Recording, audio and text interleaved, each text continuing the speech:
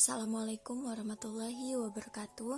Saya Laila Regita Cahyani, NIM 42 dan rekan saya Asma Robiatul Adzwiyah, NIM 72. Kami dari Universitas Trunojoyo Madura, Prodi Manajemen Sumber Daya Perairan. Kami di sini akan membahas tentang isolasi dan cloning gen amilase dari bakteri termofilik pada Escherichia coli. Latar belakang. Enzim amilase adalah enzim yang dapat mengatalisis reaksi hidrolisis ikatan gliosidik pada pati dan glikogen dengan produk akhir berupa dekstrin dan oligosakarida. Enzim tersebut mengandung 3 daerah yaitu A, B, dan C. Amilase merupakan kelas enzim industri yang mewakili sekitar 30% dari produksi enzim dunia. Enzim tersebut telah diaplikasikan dalam industri makanan, deterjen, pengolahan air limbah, bubur kertas, bioremediasi, dan biologi molekuler. Dalam pemanfaatannya di berbagai industri, enzim amilase biasa digunakan dalam reaksi bersuhu tinggi.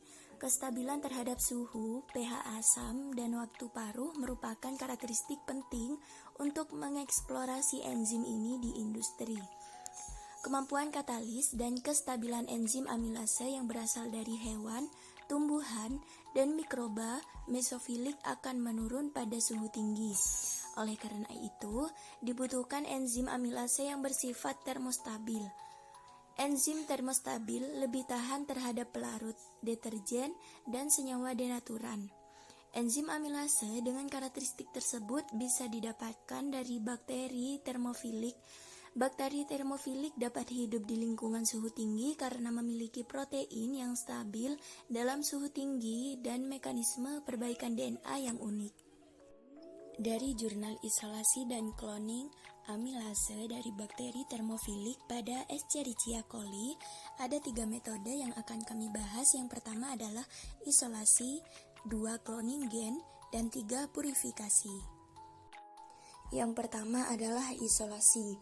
Proses isolasi pada penelitian ini menggunakan teknik metagenomik. Teknik metagenomik digunakan untuk mempelajari genom kolektif dari anggota komunitas mikroba yang tidak dapat terkulturkan dengan teknik standar. Teknik ini diawali dengan pengambilan sampel dari lingkungan yang diinginkan. Di dalam sampel tersebut pasti terdapat campuran DNA genom organisme yang hidup dalam lingkungan tersebut.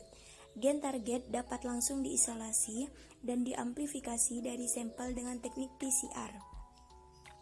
Proses amplifikasi harus menggunakan primer yang spesifik terhadap gen target. Proses isolasi dan amplifikasi gen amilase digunakan dengan metode PCR dengan menggunakan primer spesifik. Kelayakan primer yang digunakan dalam penelitian ini sudah diuji menggunakan program National Center for Biotechnology Information.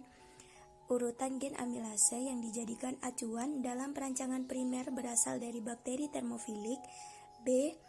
Stearthermophilus dengan panjang gen sebesar BPB. Stearthermophilus dikenal dapat memproduksi enzim amilase yang dapat menghidrolisis granula pati mentah. Bakteri tersebut dilaporkan memiliki amilase dengan aktivitas tinggi. Cloning gen. Proses cloning terbagi menjadi 2 tahap, yaitu konstruksi plasmid PGET amilase dan transformasi sel E. coli DH5A. Pada tahap konstruksi, vektor yang digunakan adalah PGET 1.2 atau BLOOM. Vektor ini dipilih karena menawarkan sistem seleksi yang mudah dan cepat. Vektor ini mengandung gen resistensi ampicillin sebagai gen seleksi proses transformasi dan gen ECO47IR sebagai gen penanda keberhasilan proses penyisipan gen atau ligasi. Pada konstruksi plasmid PGET amilase, gen amilase disisipkan pada sisi retriksi 0BSU151. Sisi retriksi tersebut terletak di antara gen ECO47IR. Gen ECO47IR merupakan gen yang dapat menyebabkan kematian pada sel transforman. Ketika gen amilase berhasil disisipkan pada sisi retriksi tersebut, gen ECO47R tidak dapat diekspresikan sehingga sel transforman tidak akan mati.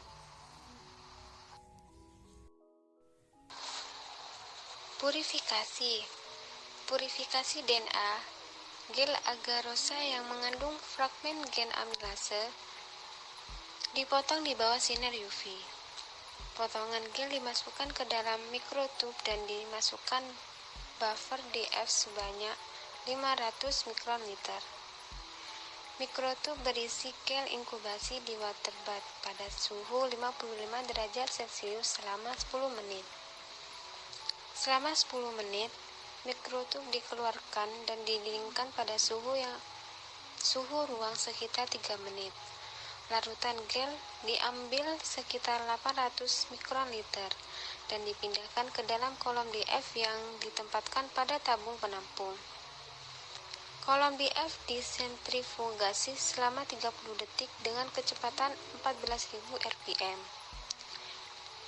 Larutan yang tersimpan dalam tabung penampungan dibuang. Kolom DF ditempatkan kembali pada tabung penampung yang baru. Larutan buffer W1 diambil sebanyak 400 mikroliter, lalu ditambahkan ke dalam kolom DF. Kolom DF disentrifugasi selama 30 detik dengan kecepatan 14.000 rpm. Larutan yang terbentuk pada tabung penampung dibuang. Kolom DF ditempatkan pada tabung penampung yang baru dan ditambahkan dengan 600 mikroliter larutan buffer pencuci. Setelah didiamkan selama 1 menit, kolom DF disentrifugasi selama 30 detik dengan kecepatan 14.000 rpm. Tabung penampung yang berisi larutan diganti dengan tub yang baru. Kolom DF ditempatkan pada tabung penampung yang baru, lalu desentrifugasi selama 3 menit dengan kecepatan 14.000 rpm untuk mengeringkan matriks. Kolom DF ditempatkan di atas tabung Eppendorf 1,5 mili, kemudian buffer elusi ditambahkan ke tengah-tengah matriks sebanyak 25 mikroliter, lalu didiamkan selama 5 menit. Kolom DF disentrifugasi selama 2 menit dengan kecepatan 14.000 rpm untuk melarutkan fragmen DNA yang diisolasi. Hasil purifikasi divisualisasi dengan elektroforesis.